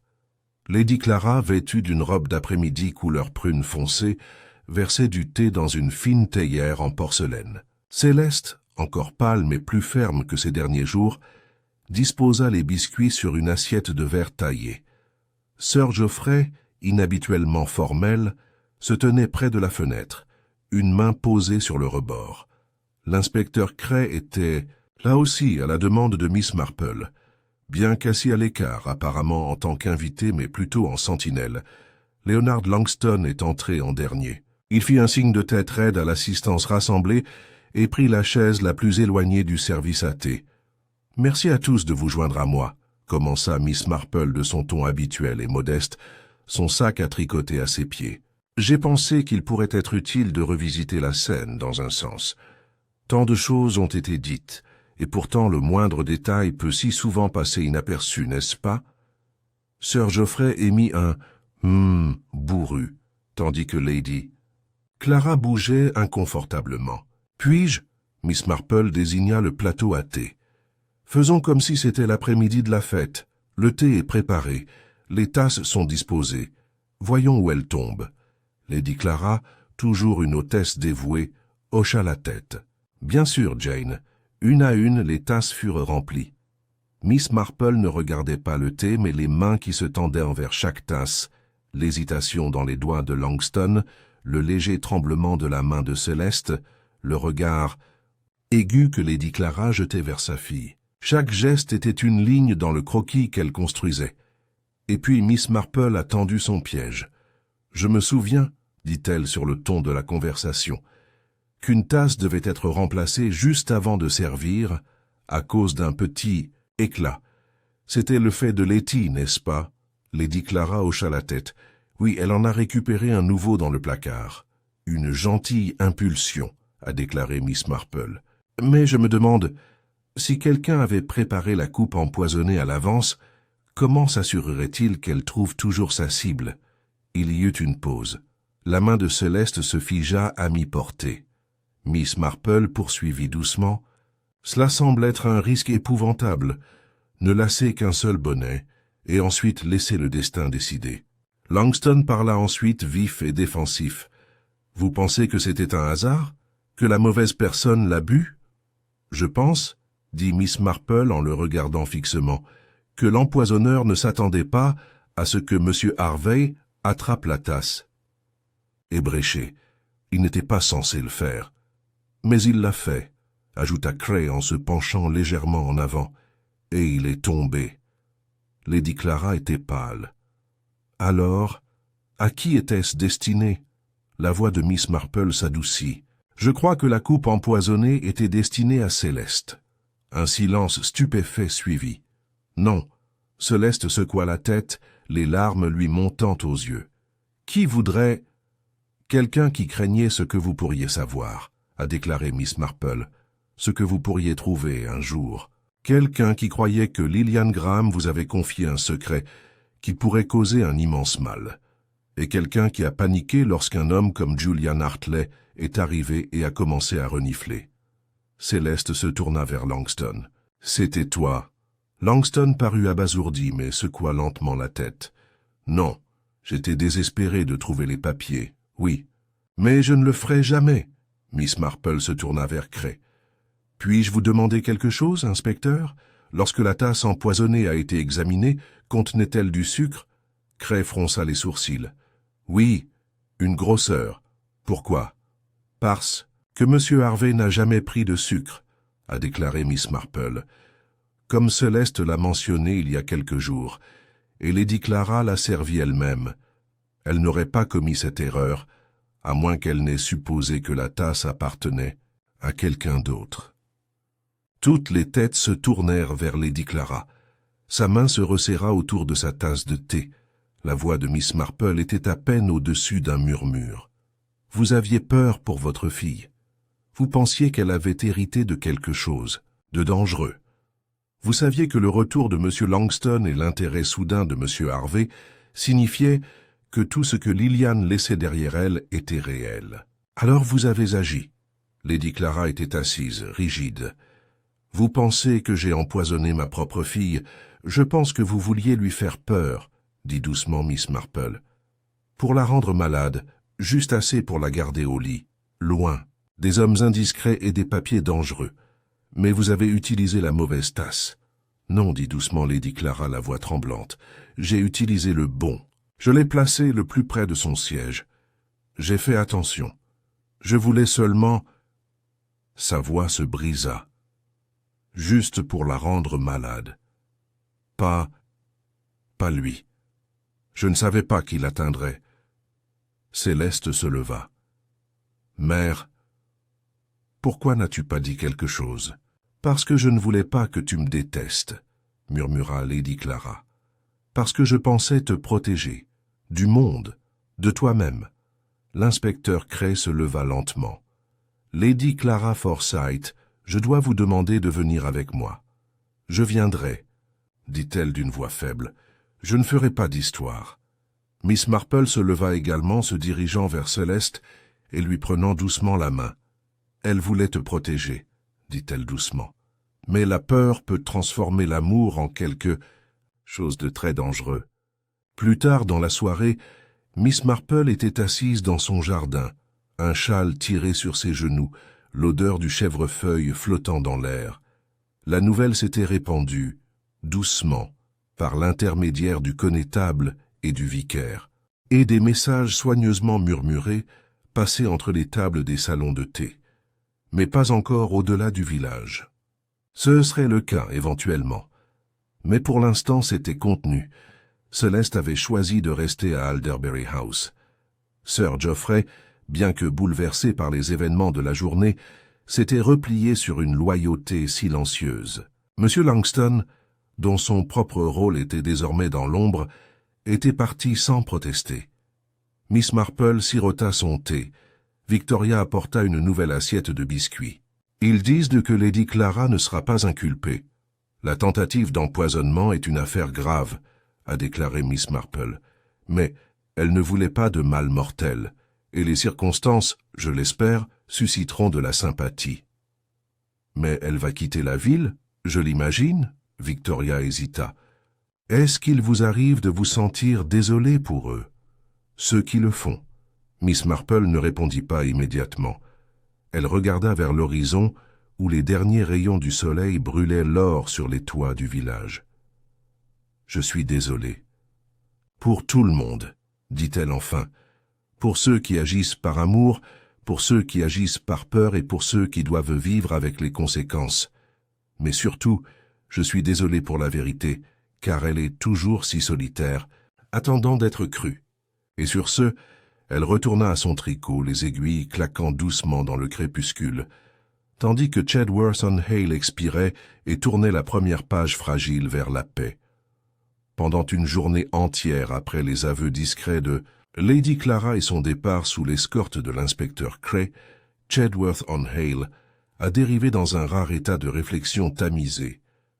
Le village n'était pas habitué au scandale à l'intérieur de ses propres frontières, certainement pas de ce type, impliquant les salons bien aménagés d'Alderbury House et la silhouette digne d'une femme comme Lady Clara Forsyth. Les résidents parlaient à voix basse, jetant un coup d'œil aux fenêtres avant de bavarder, et même la cloche de Sainte Mary semblait sonner un peu plus solennellement.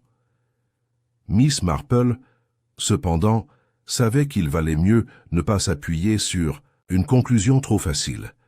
Elle avait appris depuis longtemps que les moments les plus dangereux dans tout mystère n'étaient pas les moments de silence, ni les éclats soudains du drame, mais les pauses qui suivaient. La fin soignée, l'atmosphère, affaire close. Tels étaient les espaces où la vérité pouvait tranquillement s'échapper. Et en effet, quelque chose dans toute cette affaire s'était réglé trop tôt. Les fils avaient été soigneusement noués, mais un nœud semblait précipité. Les détails s'étaient alignés, mais une pièce résistait encore à une cohésion totale. Les derniers mots de M. Harvey, « pas sa tasse ». Il avait été faible, désorienté, mais il y avait de la clarté dans cette affirmation mourante, et cela signifiait qu'il savait la coupe dans laquelle il buvait n'était pas celle qui lui était destinée. Pourquoi ? L'instinct de Miss Marple. Elle lui disait, parce qu'il l'avait changé lui-même. Jeudi matin, elle s'est rendue à l'hôpital du comté de Danbury. Un petit panier en osier rempli de poires et de sablés au creux de son bras. Monsieur Harvey, Julien Hartley, comme le nommait désormais les archives, avait commencé à se rétablir. Il était encore faible et attaché à une lente perfusion de médicaments intraveineux. Mais le pire était passé et son esprit était revenu à sa pleine acuité mercurielle. Elle fut accueillie avec prudence par l'infirmière, sévère, pragmatique, difficile à charmer, mais une note signée de l'inspecteur Cray avait ouvert la voie à une courte visite supervisée. Le patient était allongé sur 2 oreillers, la lumière de la fenêtre tombant de manière inégale sur son visage pâle. Un livre reposait sur ses genoux. La consolation de la philosophie, un choix ironique, a noté Miss Marple, pour un homme qui avait récemment survécu à une tentative de meurtre. Quand il la vit, il eut un léger sourire narquois. « Viens m'achever » râla-t-il, la voix toujours rauque. « Non, monsieur Hartley, même si j'ai apporté des biscuits, je ne suis pas censé manger quoi que ce soit de solide. Ils sont simplement symboliques, dit-elle en s'installant à côté de lui. Tout comme tes manières, j'ose dire. Il rit et grimaça. « Tu n'es pas ce à quoi je m'attendais. » « Et quoi a fait tu t'attends ?»« Quelque chose de primitif, de jugement. »« Eh bien, je peux être les deux, dit-elle, mais non sans raison. Vous, en revanche, avez laissé un bon bout de chemin. » Il haussa un sourcil. « Vous êtes venu à Chedworth-on-Hale, sous de fausses informations, d'identification. Vous avez réussi à vous frayer un chemin jusqu'à une maison familiale.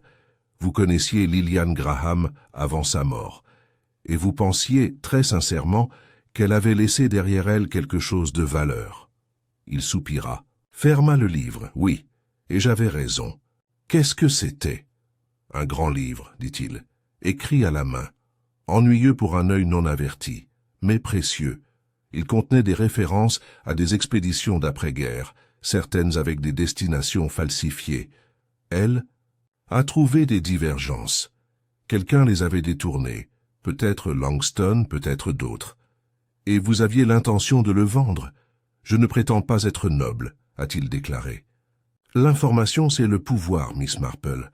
Et le pouvoir, c'est la monnaie. Elle l'observa attentivement. Alors pourquoi prendre la coupe de Céleste? Sa bouche se contracta. Parce que quelqu'un d'autre voulait sa mort. C'était là. Vous les avez vus? Non. Mais je connaissais le moment où le thé était versé. L'arôme. Une légère amertume. J'avais lu quelque chose sur Stramonium datura. Les graines sont amères et légèrement grasses. Je savais que quelque chose n'allait pas. Et quand j'ai remarqué que la tasse, celle de Céleste, avait été placée avec le plus grand soin au bord du plateau, j'ai réalisé qu'elle était destinée à elle. Alors, tu as changé les tasses. Oui, c'était un pari. J'aurais pu me tromper. Mais je pensais que si je survivais, j'aurais un effet de levier. Si je mourais, eh bien peut-être que cela la protégerait. Miss Marple haussa un sourcil. Comme c'est étonnamment noble de votre part. C'était l'ami de Lillian, dit-il plus doucement. Lillian était la seule personne à avoir jamais cru en moi sans rien demander en retour. Je l'ai trahi une fois. Je ne voulais plus recommencer. Il y eut un silence entre eux. Lady Clara a avoué, dit enfin Miss Marple. Elle a dit qu'elle voulait rendre sa fille malade. Rien de plus. Hartley se moqua. Pratique. Tu ne la crois pas? Je pense qu'elle croyait elle agissait seule. Mais elle n'était pas la seule à craindre que Céleste ne découvre la vérité. Miss Marple pencha la tête. Tu penses qu'il y avait une autre main? Je pense que le véritable empoisonneur a utilisé la peur de Lady Clara comme écran de fumée.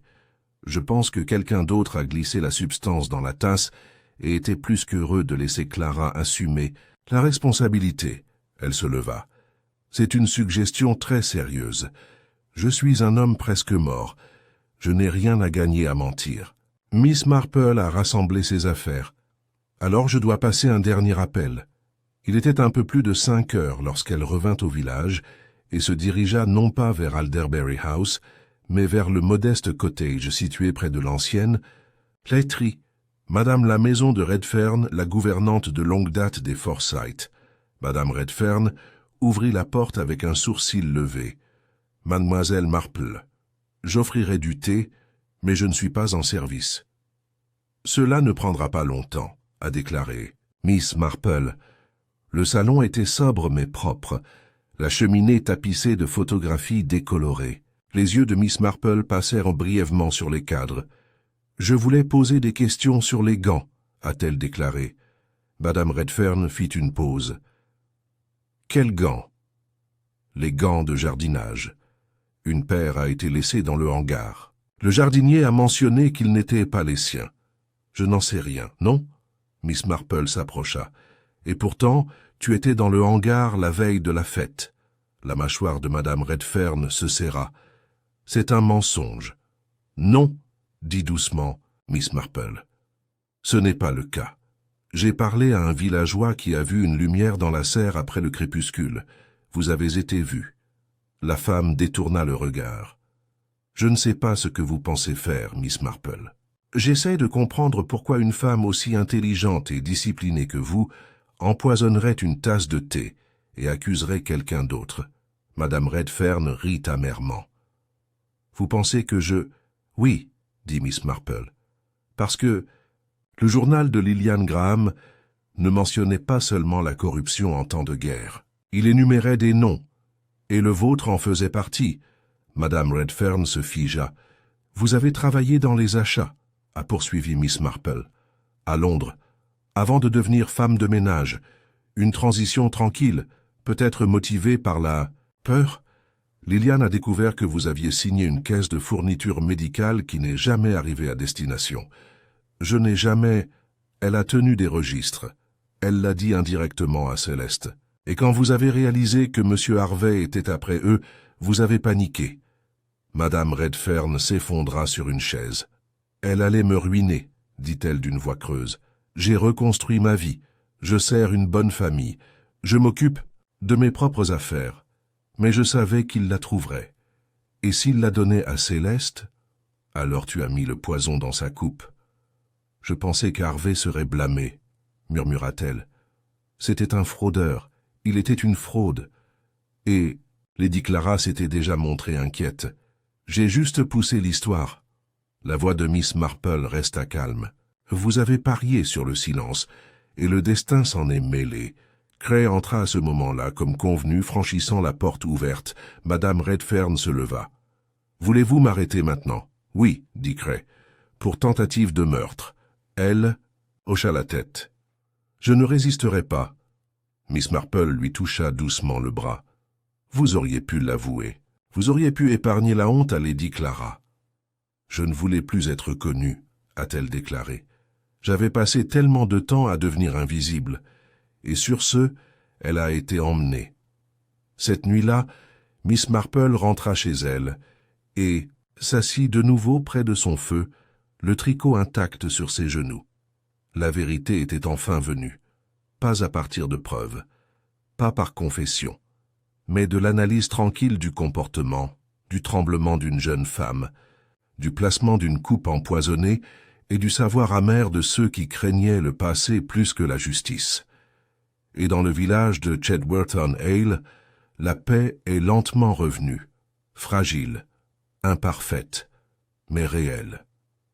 Miss Marple soupira doucement, puis ramassa ses aiguilles. Le monde était sombre, oui, mais il y avait des modèles dans chaque fil. Une fine brume du début de l'automne avait commencé à se déposer sur Chedworth-on-Hale. Même si le calendrier insistait sur le fait que l'été n'était pas encore terminé, la fraîcheur de l'air du soir suggérait le contraire. Les vitres commençaient à nouveau à s'embuer pendant la nuit, et l'odeur de la fumée de bois s'échappait des premières cheminées alors que les villageois se préparaient pour le changement de saison.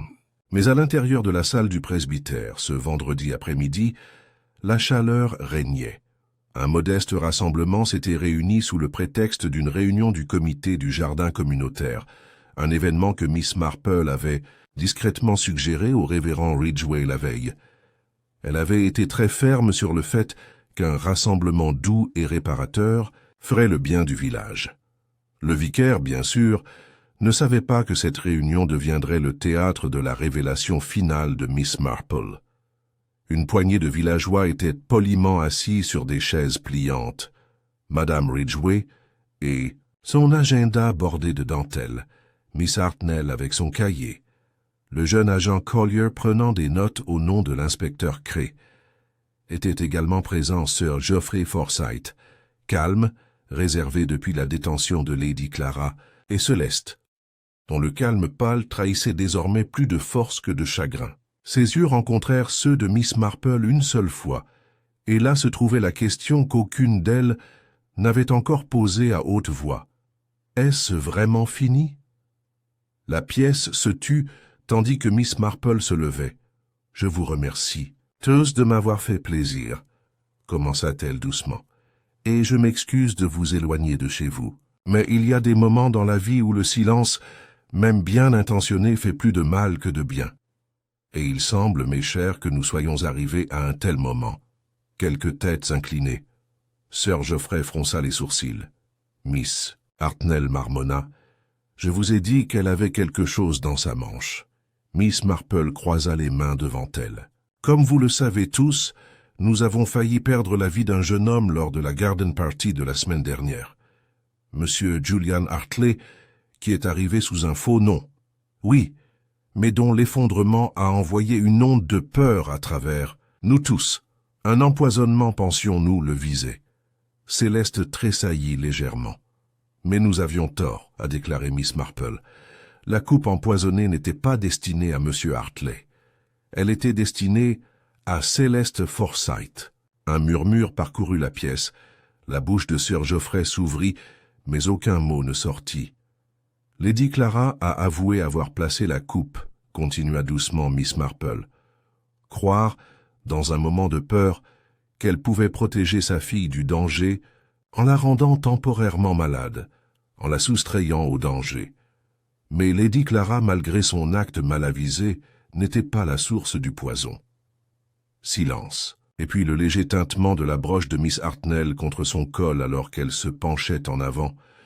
La voix de Miss Marple baissa. Une autre personne a placé le stramonium datura dans la tasse. Un acte calculé, froid, intentionnel, non pas pour effrayer, mais pour faire taire définitivement. L'agent Collier s'est levé. « Miss Marple, êtes-vous en train de dire qu'il y a eu une deuxième tentative, que quelqu'un a utilisé le plan de Lady Clara pour cacher le sien ?»« Exactement, » dit-elle. « Quelqu'un qui était au courant des inquiétudes de Lady Clara. Quelqu'un qui a exploité sa peur et veillé à ce que le poison soit délivré avec la subtilité d'une mauvaise direction. » Elle se tourna lentement vers Sir Geoffrey. Il se raidit. « Qu'est-ce que c'est ?»« Vous avez toujours été observateur, n'est-ce pas, Sir Geoffrey ?» dit gentiment Miss Marple. « Pendant que Lady Clara s'inquiétait, vous regardiez, et pendant que votre fille pleurait la mort de son ami, vous attendiez. Mais je soupçonne que vous commenciez déjà à vous inquiéter que quelque chose d'autre soit mort avec Liliane Graham. » Le silence.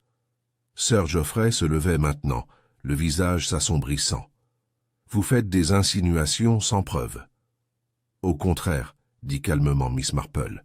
« La preuve se trouve dans les dossiers que Liliane a conservés, dans le tiroir que M. Hartley cherchait si désespérément, dans l'enveloppe qu'elle a laissée à Céleste, contenant des informations qui vous impliquaient dans la mauvaise répartition des expéditions de guerre. Un scandale mineur, peut-être, pour l'esprit moderne. Mais un scandale qui a des conséquences sur votre dossier militaire et sur l'intégrité d'Alderbury House. » Céleste se leva aussi, tremblante. « Père ?» Elle ne le savait pas, a déclaré Miss Marple. « Pas complètement. Mais M. Langston l'a fait. Il est venu renifler les mêmes documents, désespéré de protéger ce qui restait de son propre nom. Et vous, Sir Geoffrey, vous vous êtes retrouvé avec une décision. Laisser la vérité éclater, ou éliminer la seule personne qui pourrait relier les fils. Je n'ai rien fait de tel, a rétorqué Sir Geoffrey. Vous n'avez aucune preuve. J'ai des gants, a déclaré Miss Marple. Vos gants, Sir Geoffrey. Ceux que vous portiez dans la serre lorsque vous placiez le paquet empoisonné parmi les outils, dans l'intention de nier plus tard qu'ils étaient tous les vôtres. Malheureusement, votre jardinier a reconnu les coutures, sur mesure, d'un tailleur militaire que vous utilisez toujours. Et plus que cela, elle brandit un morceau de papier plié. Céleste a trouvé ceci dans le tiroir de votre bureau. L'écriture de Liliane. Une note qui disait « C'est, je dois le dire assez ». Vous avez dû le trouver avant Céleste. Ou peut-être, avez-vous toujours su qu'il existait et craignez qu'elle n'apprenne sa signification. Les mains de Sir Geoffrey tremblaient. « J'ai servi mon pays », dit-il d'une voix rauque. « Et puis vous vous êtes servi », répondit Miss Marple. Il regarda sa fille, dont le visage était figé d'horreur. Elle creusait, a-t-il déclaré. Harvey, Langston, Céleste. Il creusait dans un passé qu'il valait mieux laisser enterrer. Je pensais, juste une tasse, une fin tranquille. Elle était déjà fragile. Cela aurait ressemblé à une maladie, chagrin, quelque chose, explicable. Mais M. Hartley a pris la coupe, dit doucement Miss Marple, et tout s'est effondré. Sir Geoffrey s'assit lourdement, les épaules affaissées comme si le poids de la guerre était revenu d'un seul coup. « Je suis fatigué, marmonna-t-il. « Je suis fatigué depuis des années. » L'inspecteur Cray entra par la porte arrière du hall après avoir écouté depuis la sacristie attenante. « Vous devrez venir avec moi, Sir Geoffrey, » dit-il doucement. Sir Geoffrey hocha la tête, presque soulagé. Et avec cela, la déception finale est tombée. Les conséquences ne sont pas arrivées en fanfare, mais plutôt comme le lent écoulement de la pluie dans le sol. Les gens parlaient. L'histoire s'est répandue, sourde, respectueuse, mais empreinte de cet étrange mélange d'horreur et de pitié réservé aux trahisons à l'intérieur de ses propres murs. Lady Clara, après avoir appris la vérité par son avocat, a refusé de parler à nouveau de son mari. Elle est restée à Bath sous la garde de sa sœur. Céleste a repris les modestes affaires d'Alderbury House et a commencé à faire du bénévolat à la bibliothèque du comté. M. Hartley a quitté la ville aussi discrètement qu'il était arrivé, après avoir présenté des excuses sincères, bien que tendues, à Céleste. Miss Marple soupçonnait qu'il avait, à sa manière, racheté quelque chose en lui-même en survivant avec sa conscience, sinon impeccable, du moins intacte, et Madame Redfern, dans une note finale de prison, a également admis son rôle. « Je n'étais qu'une main parmi tant d'autres », écrit-elle. « Mais je préfère être connue pour ça plutôt que de prétendre que j'ai toujours été innocent. » Quelques jours plus tard, Miss Marple se tenait de nouveau dans son jardin. Victoria apporta son thé ainsi qu'un paquet de lettres, dont une portant l'écriture soignée de Céleste. « Chère mademoiselle Marple, merci. Pas seulement pour m'avoir sauvé la vie, mais pour avoir sauvé ma vérité. Je n'ai jamais su la force de ce que Liliane m'a laissé, ou à quel point j'étais sur le point de m'en éloigner pour toujours. Je suis toujours en deuil, mais maintenant, je pleure sans crainte. C'est votre faute. Avec gratitude, Céleste Miss. » Marple lut le message 2 fois, puis le fourra dans la poche de son cardigan. Il n'y avait rien de grandiose dans ce qu'elle avait fait. Pas de gros titres, pas d'applaudissements, seulement une tasse de thé, un réseau de secrets et l'insistance silencieuse sur le fait que la vérité, comme le romarin, doit finalement sortir du sol. La première véritable pluie d'automne tomba 2 jours après l'arrestation discrète de Sir Geoffrey Forsyth. Cela n'est pas venu avec violence, mais avec une régularité lente et saturée, qui estompait les contours du village et amortissait les feuilles rougeores sous les pieds. À Chedworth-on-Hale, les fenêtres brillaient de la lumière chaude, des lampes derrière les rideaux tirés, et les ruelles se remplissèrent du parfum réconfortant de la terre mouillée et de la fumée de cheminée. La nature, semblait-il, avait senti la clôture définitive d'un chapitre désagréable, et se tournait désormais vers le nettoyage et le renouveau. Dans son cottage de Church Lane, Miss Marple était assise près du foyer, les dernières pages de Le mystère de l'amiral disparu reposant sur ses genoux. L'histoire n'avait pas été très convaincante, pensait-elle, beaucoup trop dépendante de codes secrets et de confessions soudaines, mais elle lui avait tenu compagnie pendant 1 semaine de réflexion tranquille. Un coup frappé à la porte la sortie de ses pensées. C'était Céleste. Elle se tenait debout avec un parapluie soigneusement plié sous un bras, vêtue d'un élégant manteau vert foncé, ses cheveux attachés avec plus de délibération qu'auparavant. Son expression était toujours teintée de tristesse, mais ses yeux étaient désormais plus stables, moins perdus, plus posés. « J'espère que je ne suis pas gênant, » dit-elle doucement. « Bien sûr que non, ma chère, » dit Miss Marple, en la faisant. « Entrez, viens t'asseoir.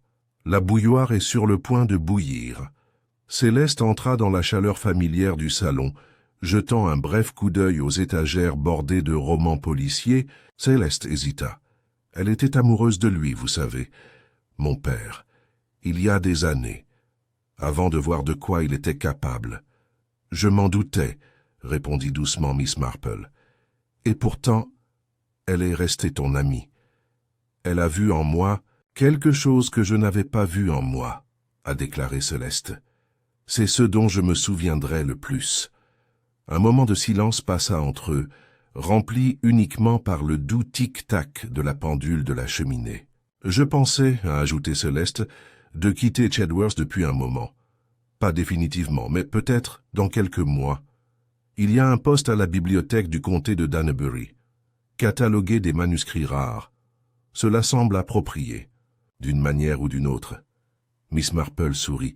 Cela ressemble exactement à ce qu'il faut faire. Céleste fouilla dans son cartable et en sortit un petit paquet carré.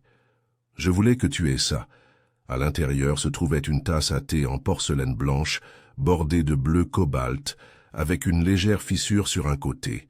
C'était celui qu'il voulait pour moi, a déclaré Céleste.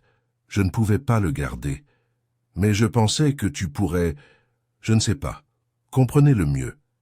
Miss Marple tourna la tasse dans ses mains avec révérence. Un objet silencieux. Et pourtant il a changé la vie de tant de personnes. Céleste se leva pour partir. Je n'oublierai pas ce que tu as fait. Et je n'oublierai pas ce que vous avez enduré, répondit Miss Marple. Après le départ de Céleste, Miss Marple posa doucement la tasse sur le rebord de sa fenêtre, à côté d'un pot de romarin. Dehors, la pluie s'était transformée en brume et la lumière grise sur le village était douce et indulgente. Au cours de la semaine suivante, le village a repris progressivement son rythme. La vie à Chedworth-on-Hale, comme ses roses, s'est avérée têtue et pérenne. Les ragots sont revenus sur des sujets banals, l'échec des tomates du presbytère, l'arrivée d'un nouveau médecin au cabinet et la question de savoir si le nouvel apprenti boucher avait un tatouage ou simplement une malheureuse tache de naissance. La société de jardinage reprit ses projets avec seulement une légère appréhension, et l'absence de Lady Clara fut évoquée comme un repos nécessaire, tandis que la question de l'héritage d'Alderbury House resta discrètement sans réponse. Miss Hartnell, toujours prompte à se réajuster, déclarait que le véritable crime avait été de gaspiller une si bonne porcelaine lors d'une fête, tandis que Madame Ridgway répétait le mot datura si souvent que Victoria, la femme de chambre de Miss Marple, avait pris l'habitude d'appeler le mélange de thé datura o'clock. T'as dans sa barbe, mais sous les sourires et les haies taillées, un subtil changement s'était enraciné. Les gens se regardaient différemment désormais, non pas avec méchanceté, mais avec un peu plus de curiosité, une légère méfiance. C'était, pensait Miss Marple, une sorte de croissance. Un après-midi, alors qu'elle taille les hortensias, l'inspecteur Cray est passé par là. Ils ont fermé le dossier, a-t-il déclaré. Je pensais plutôt que oui. Il fit une pause. Tu sais, je ne suis pas sûr que rien de tout cela ne serait sorti sans toi. Oh, ça l'aurait été, dit-elle. Finalement, la vérité, inspecteur, est un peu comme le lierre. Il grimpe surtout avec le temps. Il a ri. Eh bien, c'est à vous, alors. Il leva son chapeau et continua son chemin. Miss Marple resta un moment dans le jardin, ses pensées dérivant. Elle pensa à Lillian Graham et à son intégrité discrète, de Julian Hartley et de l'étrange noblesse qu'il avait redécouverte à l'ombre de la mort, de Lady Clara, dont l'amour était devenu protecteur, et de Sir Geoffrey, qui croyait que le silence pouvait préserver la dignité, et de Céleste, qui avait été au centre de tout. Pleurer, observer, transformer. Un léger vent remuait les buissons. Quelque part à proximité, un chat miaulait sur le rebord d'une fenêtre. Miss Marple se retourna et rentra à l'intérieur, plaçant soigneusement ses cisailles de jardin sur le crochet à côté de la porte. La maison était calme, propre et pleine de choses familières. Il faudrait bientôt un feu. L'automne ne frappait plus, il franchissait déjà le seuil. Alors qu'elle se réinstallait dans son fauteuil, la tasse de thé attira son attention, scintillant faiblement sur le rebord. Un si petit objet, et pourtant il portait en lui le poids de la trahison, le calcul du pouvoir et la force de la rédemption. Miss Marple se servit une nouvelle tasse de thé, son propre mélange bien sûr, but une seule gorgée tranquille. Puis elle attrapa son tricot alors que l'horloge avançait vers le soir.